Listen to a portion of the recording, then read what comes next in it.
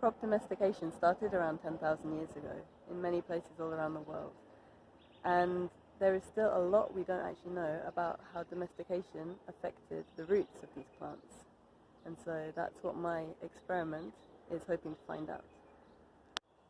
So in my current experiment, I'm growing 10 different crops and their 10 wild relatives to see the effect of domestication on their roots and their rhizosphere traits. In particular, I'm interested in looking at root exhalation and the rhizosphere community, but we'll also be measuring lots of other things as well.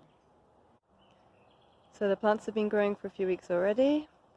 The range of species is quite broad. We have some legumes, including lentils, green beans, and broad beans.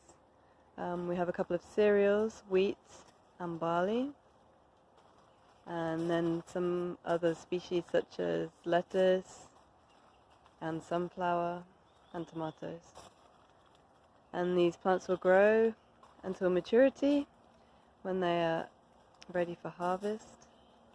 And then the work really begins, because then we can start to take a look at those roots and what's going on in the soil.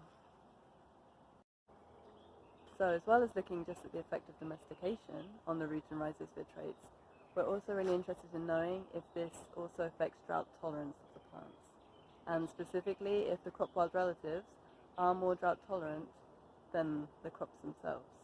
This may be because they're more used to growing without irrigation and with much less regular watering. So we'll see that as well, and hopefully we'll be able to link that with our root and rhizosphere traits to see if we can work out why there are these differences.